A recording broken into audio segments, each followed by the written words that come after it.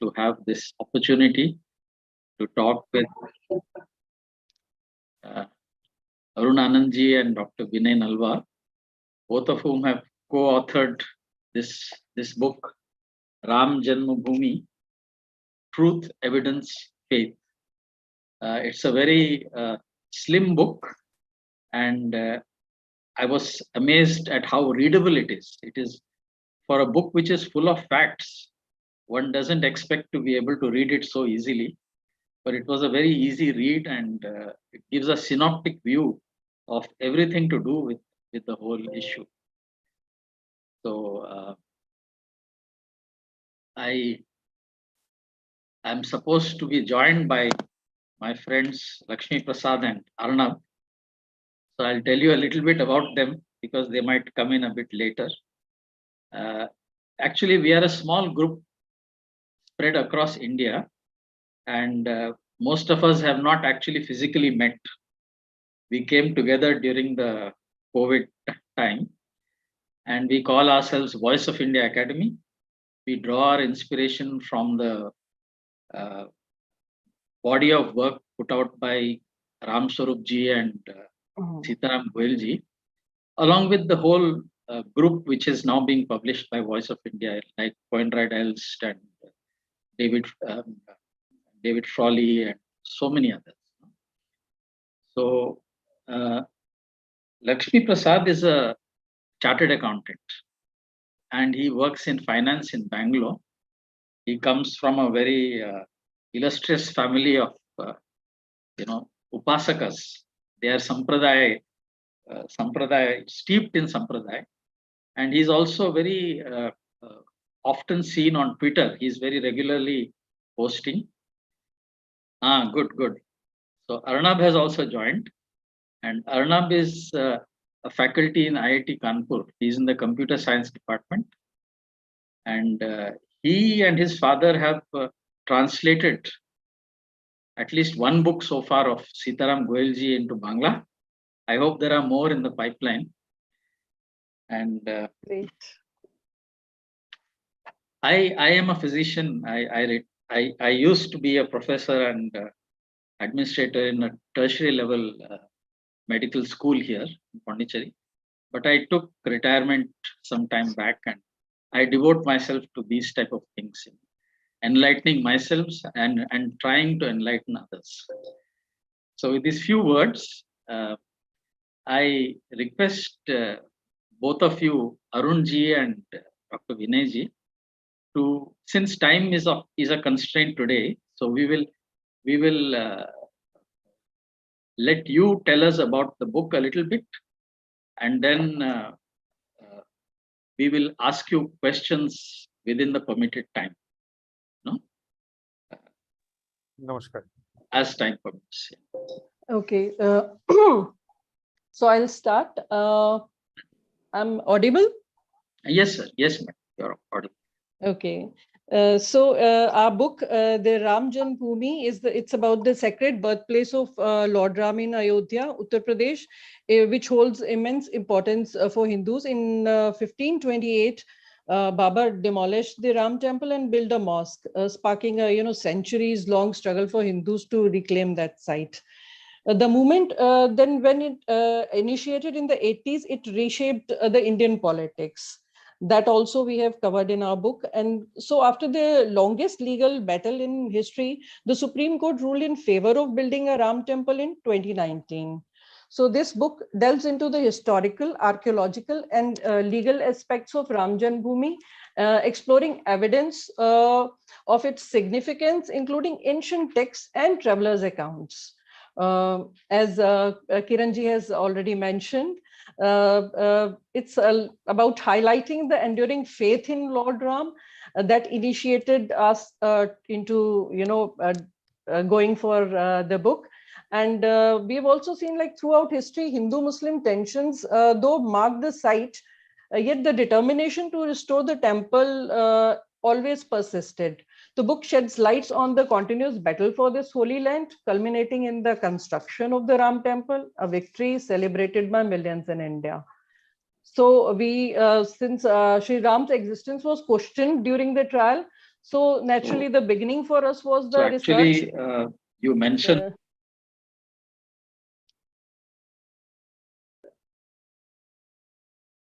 Some network issue is there? Yeah. Maybe please go ahead. Yeah.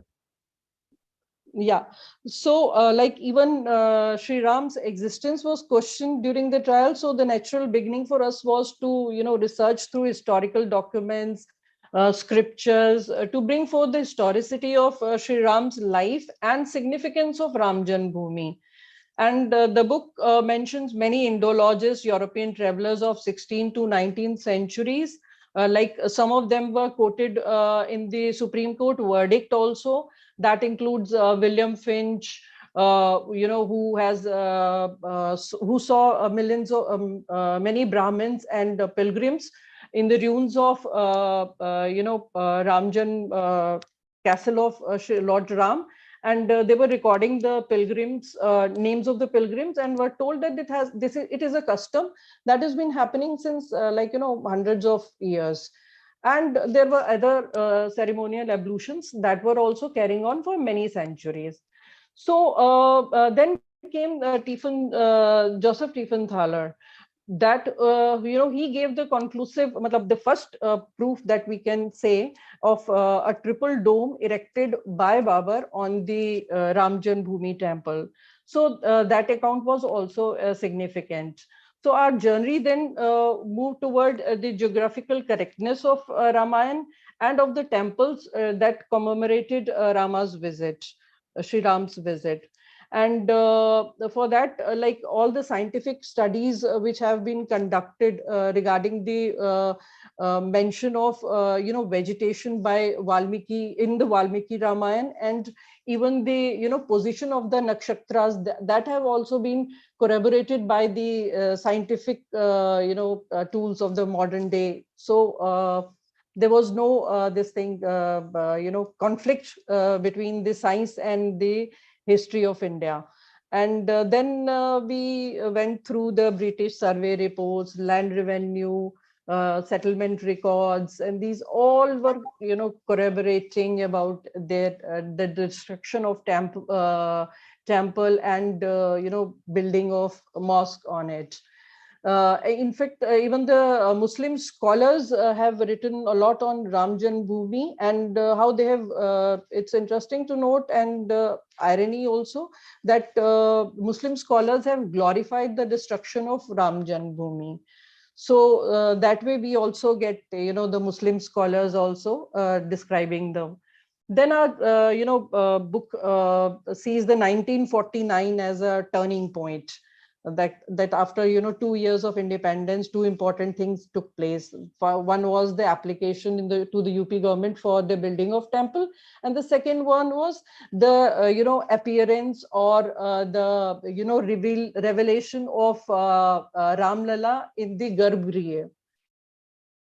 And then the whole Ramjanmabhoomi movement come into full force with Dharm Sansad organized by VHP in 1983, with the resolution of introducing a restoration of temples in Ayodhya, Mathura, Kashi, and sadhus from all across the country, they participated in it, and resolution was passed. And then it became the people's movement in the sense that from that period onwards, the whole India, the whole Hindu society, civilization, as if have woken up for getting the historical wrong corrected. So accordingly, they conducted the Shila Pujan, and about 2.75, I think I've read, that's what mentioned in the book, 2.75 lakh bricks were sent to Ayodhya. So, and this period also saw the, vulnerable, unarmed Swayamsevaks being killed by being shot at by the then UP government under the CM-ship of Mulayam Singh Yadav. And the journey of Hindus sacrificing their life for the devotion they held so important for them. Then there was a demolition of disputed structure. How the delegation of saints requested Narasimha Rao ji to carry on mediation with the representative of Muslim organizations, and then Narasimha Rao ji giving 3 months time that it will be like they will come to a solution. But nothing happened, we all know, and VHP gave a call for moving towards that there should be a for Kar Seva, the Hindus should move to Ayodhya on Gita Jayanti. 6th, that was 6th December, and 1.5 lakh approximately turned up. Devotees went there, and the devotion and the love and the reverence for their Sri Ram, it made them, it sort of convinced them to go for the destruction of the disputed structure. And then other things happened, like 2003 court again gave ISIs to conduct scientific surveys in which 40% Muslims labor were involved, they were taken to maintain impartiality. Then its court journey began, and finally the Supreme Court verdict came on Ramjanmabhoomi. And very important, in this court journey, the first report regarding Ramjanmabhoomi was on 28th November 1858, and it was done to the police in charge of Awadh police station. And the cause was that a Nihang Sikh Fakir Khalsa, he was praying since last 2 days in the Garbhagriha of the Janmsthan mosque. That is written in the as per report. So and then in between, the Special Worship Act of 1991, that is also significant. So that is the I tried to be short, but there is so much. There's always so much. Thank you, Dr. Vinay. I mean, we don't want to force you into a monologue like that, but but the thing is that I just want to, Arnabji, I just want to add one thing. The trigger point for this book was because there are many books which have been written on Ramjanmabhoomi. Because when we see youngsters, especially in the urban areas, people around us, they would always ask, what is the need? Make a hospital, make a toilet, make full of shauchalayas there. Why don't you, do some welfare? So what is the point? So the whole thing was, to provide answers. And we, people from our generation, a lot of people used to tell me we didn't have those answers. That how to, talk to these youngsters, or not only youngsters, many other people also. So this book was an attempt basically to provide answers to all these questions. That why Shri Ram is important, what is the historicity, what is the cultural context, what is the civilizational context, and what are the battles which have been fought. So that was the objective of the book, Lali. That's why, as Dr. Kiran Patikar was saying, we kept it small so that if somebody sits in a Shatabdi from Delhi, one should be able to finish that by the time he or she reaches Chandigarh. So it should be an easy read, and we tried to find a middle ground, because also one last thing, the books were purely either they were propaganda driven, whether positive or negative. They were rhetoric, fell in the realm of rhetoric, or they fell in the realm of extremely boring academic work. So what we tried to do, we have tried to find a middle ground where the academic authenticity has been tried to has been explained in a journalistic writing, in a kind of easy read kind of. That's the thing is that what people need to understand is that we are the only civilizational nation on earth today with an unbroken, continuous civilization. And the narrative which is given that we are actually a group of states and what joins us together is the English language is a very superficial understanding. I have lived all over India. I have been mostly in Tamil speaking area now for a very long time. But I can tell you that what unites all the diversity of India into one people is a shared history, our itihasa, and that is the Ramayana and the Mahabharata. The Mahabharata, there are, I think, when the Bhandarkar Oriental Research Institute, they tried to bring together all the different versions, they were able to retrieve about 1,300 versions of Mahabharata. Yes. And the most voluminous version was in Tamil from Kumbakonam, near to where I stay in Pondicherry. And of course, Ramayana also equally, you have the Kamban Ramayana in Tamil, and then the other ones we know. But, Hanji. But the point is that, this is not a Hindu versus Muslim. It is not a political movement. It is just the reawakening of a dormant civilization. And our memory is concretized in the personality of Sri Ram and Sri Krishna and all the other dramatis personae in this thing. It is the same itihasa which is remembered by all the diverse people who live in Bharatvarsh. Whether it is in Gorakhpur or whether it is in Tirunelveli, it is the same thing. And even as you have mentioned in the book, even the geography is absolutely spot on. In those days when there was no Google and all that, and it was written by somebody who was living during the lifetime of Sri Ram and who was a witness to all these events. So, Arnab? Yes. Would you like to say something? No, right. I mean, so we can ask some questions or some clarifications rather. Yeah. So first of all, I must congratulate both of you. It's indeed very good to be able to speak to you directly. The book is a very nice read, as Arunji was mentioning. It is actually a book that is good enough to take on a journey, finish it, and then there are appendices which you may or may not read, depending on that. So it's actually a very nice read, gives you the timeline. I think one important thing that was that I want to ask is that, see, this Babri Masjid demolition. This is an event that is in the nation's history and nation's consciousness. Now, in 1992 that happened, but in 1990, when these Kaursevaks actually assembled in Ayodhya, they were fired upon. They were actually firing on the orders of UP's then Chief Minister Mulayam Singh Yadav.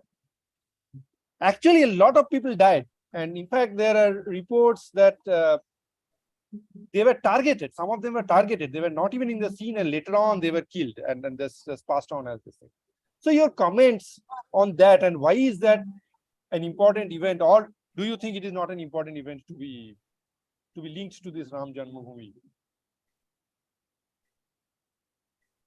I think that was the most significant events, and that shook the consciousness of the Hindu society also. And I think that was one of the defining moments in Indian polity, when finally Hindus saw the ugliest face of Muslim appeasement. And if you would look at the political trajectory of BJP, I always say that it is not that it is because of Narendra Modi that there is a wave of Hindutva.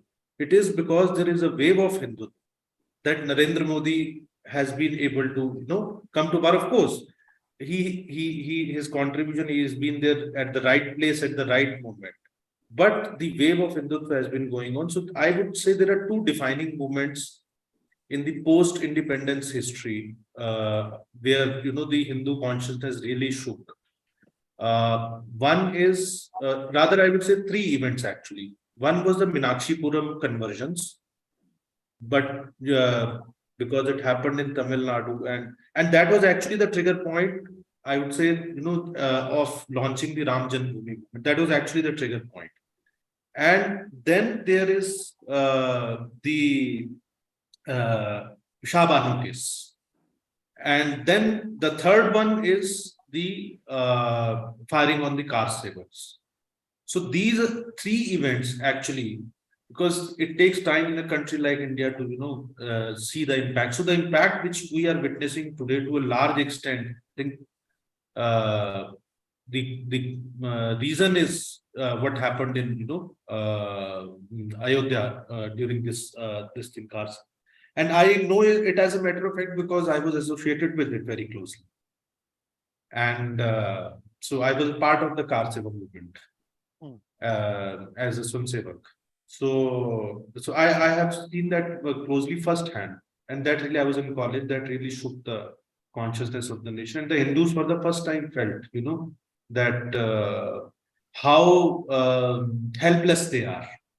And मतलब अब इससे ज्यादा और नीचे क्या गिरेंगे जो है, that was bottom of the pit जो है. So I think and post 92 if you would see that was the sense where Hindus जो अब तक करुणा और दया की भाषा बोलते थे उनको ये समझ में आया कि करुणा और दया की भाषा से काम नहीं चलेगा, शौर्य और पराक्रम की भाषा बोलनी पड़ेगी. So that was also basically this thing. I think that so that way I think it's a defining movement for the overall consciousness of the Hindu civilization. And the thing is that the way in the last 9 years of BJP rule, there is an apparently immense transformation in the self-image and the world way of looking at India. It's actually, I feel that the government is more like a surfer riding a wave. It is the wave which is carrying them. And all these achievements have become possible with just an initial awakening of the psyche. Imagine what are the possibilities latent within this nation. Almost inconceivable, such an immense potential is there in this nation. And whether you think of Ram as a divine person or as an ideal Sattvic Purusha, the point is that these things are very deep in our psyche. And this is a way of solidifying the awakening of the people of Bharat. And this doesn't exclude any of the other communities who live in India, because these all are shared ancestry. It is not that these people have, who are today belong to other religions. They are not cut off from the cultural heritage of this land. But one small thing, Anandji, first of all, my apologies, I forgot to introduce both of you, but now it is too late. So No, that's fine. That's fine. That's fine. So one of the things I found when I went through your book is that probably you have been trying to speak to a wider audience, and so you have chosen your words very carefully. But the difficulty is that certain concepts, like for example, dharma, which is such a central concept, if you reduce it to morality, it loses its significance totally. In fact, this concept does not exist in the Western world, so there is no equivalent word for it. So we have to just call it dharma and leave it there, and then explain the nuances of it. Swadharma, Rajdharma, Dharma Sankat, Putra Dharma, that kind of thing. So that was one thing which I saw. In a few places I found that he was calling it morality, and that is of course the general view of the way people, they speak of it as religion, as they speak of it as morality. But it is such a nuanced thing that even we Bharatiyas need to, in fact, now your book came out in 2020, and now in January, probably 22nd, it is going to be inaugurated, the mandir. But what I feel is that this is an occasion for all of us to begin to, first of all, to read the Ramayana. Very few people have actually read the Ramayana, and to try to understand, because itihasa is not just history. It is a telling of events in a way in which you pass on certain foundational messages. So that is the reason why foreigners call it mythology, because there is a little bit of decoration and embellishment in many of the versions and telling, but that is in order to convey certain messages. The core story is in my opinion, it is absolutely factual. It cannot not be factual if for thousands of years everybody believes it, if it corresponds with geography, etc. And I live in Pondicherry. Here, Sri Aurobindo says that if you can follow the path of the Gita and experience the Krishna within you, why bother to find out which date he was born, etc. and all these things? These are irrelevant. This is the Indian way of looking at things. And that gives a kind of a scope for Westerners to call it mythology. But we come from totally different domains of experience. So, in fact, yes, I will agree with this point of view that yes, certain words. I also understand you want to reach out to the people. That's true. So some words have been traditionally translated to English, and we keep it. But there are many such non-translatables. Dharma is definitely one. In fact, even Shraddha, the word Shraddha is not just faith. Yes, it is there here, faith. It is not faith. It's not faith. In fact, it's not. So Shraddha, even Satya, this truth. Okay, there are deep these things of it. Now, my other question was, see, this is a very good book if you want to focus only on Ramjanmabhoomi.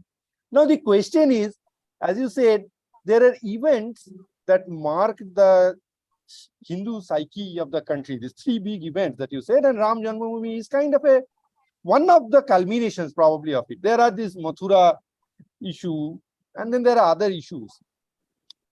Now, how is that this Supreme Court case was won? So how is it going to affect such other cases? In legal parlance, precedence is a big matter, right? Now, therefore, but I still don't see after 2019, it seems that there was this view that, okay, now a lot of temples will get this the same verdict as the Ayodhya, but nothing has happened. So, in your view, you've looked at the book contents, the entire details of the proceedings, etc., legal proceedings, any of this. So, in your view, how is that going to affect other things such as Mathura and other places? So Vrindavan and so yeah. If you can just say that, what is the future? I'll just give a brief answer, then Dr. Nalwa can add to it. I'll just give it from the legal aspect because I happen to be a law graduate also. So, see, the point is that right now the Places of Worship Act is in place. Yeah. So that doesn't allow you. But now the Places of Worship Act has been challenged. And my friends who have been working on this case and who are one of them who's representing this, so they have come out with a very interesting aspect which we can build into a narrative and which can influence probably because judiciary does get influenced in the sense that what is a popular public opinion also. So it is not purely that is an intergenerational justice which is now utilized in the West because the Aboriginals and the tribal people there and the original residents, so they were the way they were killed and plundered and kind of basically disempowered by the white men and women. So now in the International Court of Justice also now And in the West, it's largely now becoming a very acceptable now. I'm not saying that we have to look at the West for this thing, but this is a very interesting thing. And about this, we haven't started discussing it. So one, we have to challenge the Places of Worship Act. We have to challenge if we want to get it repeat, then we need to utilize this concept of intergenerational justice. We need to create more awareness about it. Dr. Nalwa, would you like to add something? I think it's the awareness that will pave the way for the final, happenings, getting all the justice, be it Mathura, Kashi, or be it any other temples. I think a lot of temple movements have also started, be it free temples, be it people are studying on the role of temples in the ancient or the medieval times, how temples became the center of whenever the invaders came, they tried to first destroy the temples, then other things happen. So the significance of temple is also something that once it's gets established कि that okay, यही जो है हमारे civilization के वो है, क्या कहते हैं, identity है, carriers हैं. So once that reaches to the millennials also, to the young generation also, I think we will see a lot of changes. Judiciary maybe, I think there will be change. Generation, the next generation will come. They also will also have perspective.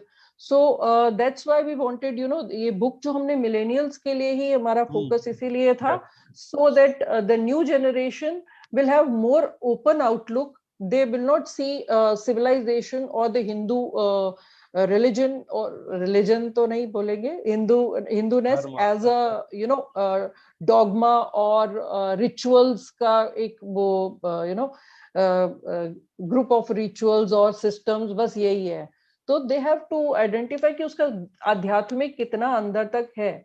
So once they realize the importance, I think it will be a people movement. It was a people movement before also, which if you remember the verdict, the judges, they were of like all the, after scanning through all the records, their verdict was that Hindus never lost faith in. They continued to pray since all the first records, or even when the records were not there. So they never stopped praying. They never stopped believing. And I think that is the way that is going to make things happen. We will find a way together, more people aware about it, working on it. So it's, I think the wave has started and it will move forward only. I think each case is legally different. No? This Yes. was one as a property dispute, wasn't it? It was something like that, isn't it? Yeah, in Supreme Court, actually, the Allahabad High Court, it decided more on the civilizational or the cultural context. But then the decision of Allahabad High Court came, so then it became more of a property kind of a thing. It was a suit of entitlement basically in the Supreme Court. So I think each case there will be a different legal nuance to it. But basically, it's a question of I find my elder brother George Tundi Parambil, he's also there, and he is from Kerala, and he says that all of us belong to the same stock, but conversion creates a genetic mutation, something which I didn't understand when he first mentioned it, 1 year back in a similar session. But now I begin to understand it, because if somebody cuts themselves off from their roots, then what we are seeing in Pakistan today is what is going to happen. An amputated part of a tree cannot survive. So you can call yourself something different, but you cannot disconnect yourself from your roots. It's a very good point. Yes. So, but the thing is that this is actually, I'm grateful to Rajiv ji for having introduced this to us, and I look forward to buying your other books, Arun ji. आपका जो RSS वाला है and all that, because it's really, it's so easy to read. That's the main thing. You get the facts in a synoptic view. You see things 360 degrees, everything. And but I keep coming back to my point that this story is now coming to its logical end, and very soon in January we will be having the inauguration. But this is the moment for us now to rediscover our roots and not to just have a superficial understanding, but to go a bit deeper. So, Now, yeah, maybe just one counter question, not rather point. See, in your book, you mentioned about the Muslim scholarship of that they boast about having broken this Hindu temple, and that is all over. Now, some historians say, and this is not just leftist historians, this is also people who are middle ground, maybe.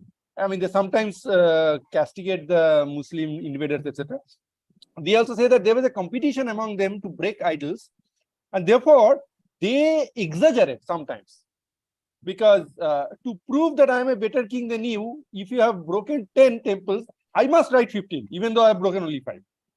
So, of course, maybe Ramjanmabhoomi's case is crystal clear because of the other things. But what is your viewpoint on this? That are there exaggerations? Because again, as I see, this is going to be very useful for this. Even the what do you call this? 27 temples in that Delhi Iron Pillar and all near that. So yeah, maybe as historians and sociologists, can you comment on this? we can make this the last question, Arunji, so that you have time for your next appointment. Thank you, Dr. Nalwa. Would you like to respond to this?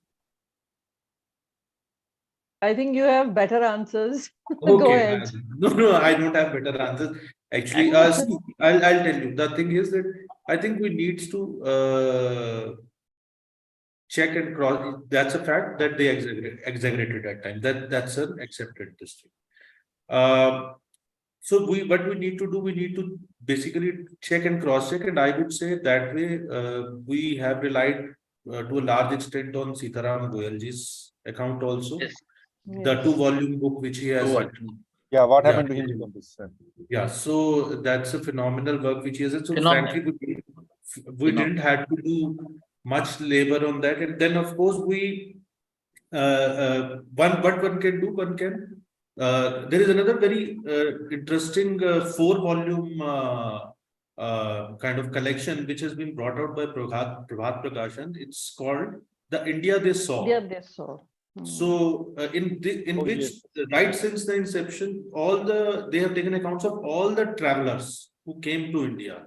So all the significant traveling accounts. So I think the best way would, if anybody else is going to author or write an article on this thing, is to cross-check basically and run a check with probably a European traveler or kind of a non-Islamic traveler basically who had, or a non-Islamic historian who had come here. So I think that is the best. But I would say, I think the work which Sitaram Goyalji has done, I think मतलब कम से कम 50-100 किताबें तो उन्हीं के किताब के reference से लिखी जा सकती है। हाँ, हमारे जैसे मतलब वो it's a manifestation of the divine. The kind of body of work he and Ram Swarup ji has and Sitaram Goyal ji का जो है, मतलब एक इंसानी जीवन में तो जो है ना, मतलब I have done almost about 15-17 books so far. मतलब मैं नहीं सोचता कि अगर मेरे को वैसे 2 वॉल्यूम लिखने पड़े तो मेरे लिए तो एक जीवन भी कम पड़ेगा. और उन्होंने So I think what we need to do, Arnab, I think I just want to make a very interesting point here. और मैं हमेशा से बात कहता आ रहा हूँ. We don't need to write too many things now, but we only need to do this. Lot of stuff has been written, like by Sitaram Goyal ji, by R.C. Majumdar, by Radha Kumud Mukherjee. So a lot of work has been done. What we need to do is we need to collate it, we need to repackage it, we need to popularize it. उन्होंने इतना लिख दिया है कि नया कुछ खोजने के लिए बहुत ज्यादा है नहीं. actually. The only thing is, and frankly, we don't say that there's too much of origin, but we have largely collated things. Because we are neither archaeologists and nor we I are was looking about at the to say that. archaeological. I was about to say that we are not historians. But I completely agree with you. This book, for example, is a one-stop book if I want to know about Ramjanmabhoomi. And then there are references that I want to go deeper and deeper and deeper I can go. But this one book is extremely important. Therefore, this collation part, what you are saying, and connecting the dots, as Kiranji said, with a 360-degree view, that's very, very important. That's and these are marks that the book will stay, even the blogs will go away, these things will go away. So that completely, yeah. I think there is one question by Syed Rahmanji. Syed Rahmanji, you want to ask something? Yeah, just a note that yeah, please make the questions short and precise and not any debate kind of thing. Okay, please. Yeah. Yes, sir. Please unmute yourself. Unmute yourself and speak, Syedji.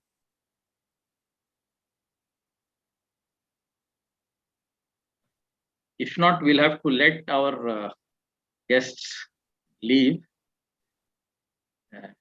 No, there is one more question by Lakshman Prajapat. So Lakshman Prajapat. Lakshman Prajapat. Can you unmute yourself, Lakshmanji?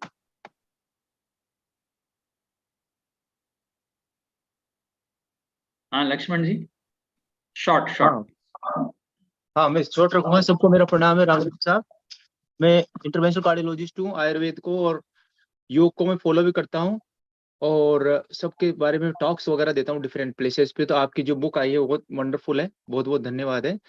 मेरा ये निवेदन है कि हर घर में एक सनातन वैदिक library होनी चाहिए और हर जगह पे, हर मंदिर में अमेरिका में सनातन वैदिक लाइब्रेरी होनी चाहिए। लक्ष्मण जी आप अपना बात जारी रखिएगा। हाँ, मैं हमारे मेहमानों को सर मैं एक अनुमति देता हूँ जाने के लिए। 10 सेकंड में बताऊं कि जो ऐसी बुक्स आती है अपन उनको बल्क में खरीद के जो हिंदू सेंटर्स है अमेरिका में वहां पे रख सकते हैं। मेरा विचार है, इस पे मैं काम भी कर रहा हूँ। जहां भी आपको हेल्प चाहिए वहां मैं करूंगा। बस ये है। Lakshman ji, okay, fine. Thank you. Very good for the comment. Thank you. But I would request others to please keep the questions and comments related to this book and around the issues. And we have now run out of time. अच्छा, मैं एक चीज ये कहना चाहता था अर्नब जी और doctor Patekar, और मैं सारे जो लोग जुड़े हुए उनसे भी मैं क्षमा चाहता हूँ क्योंकि मेरी वजह से ही जो है और जो है वो थोड़ा जल्दी कॉन्वर्सेशन खत्म हो रहा है। वांटेड टू बी, लेकिन अगर किसी का कोई भी सवाल है, मेरे व्हाट्सएप नंबर जो है वो है दोस्त के पास, तो और कोई भी अगर मुझसे बात भी करना चाहे या विनय जी से भी बात करना चाहे हम लोगों से, so you are most welcome. Any feedback, criticism, any discussion, will be very happy to do that. And जो है तो we will add your numbers, Arun ji and Vinay ji. धन्यवाद। You have to leave. No, Vinay ji also you have to leave, or you can take one. Yes, actually, in 5 minutes, in another 5 minutes. Okay, because there is somebody who raised a question. Kamlesh Kapoor ji. Kamlesh ji. Okay. हुणते बंद हो रहा है session. See, this is another strength of India. So Kamlesh Kapoor ji, please, can you quickly ask the question? Kamlesh is an author. Actually, मुझे COVID हुआ है. So, oh my God. I hope I am not transmitting it through satellite. But anyway, ये राम जन्मभूमि का जो question है ना, if I am allowed to speak in Hindi, this was buried by Jawaharlal Nehru in 1954. In the original documents at the time of negotiation, it was already agreed that Mathura, Kashi and Ramjanmabhoomi will be restored to India. अच्छा, तो अब question ये arise होता है कि 1954 में वो बरी हो गई, उसके बाद जितनी एस्टैब्लिशमेंट्स आई वो सेकुलरिज्म, ये वो बकवास, तो हिंदू कुछ कर भी नहीं सकते थे. So I'm not blaming anybody.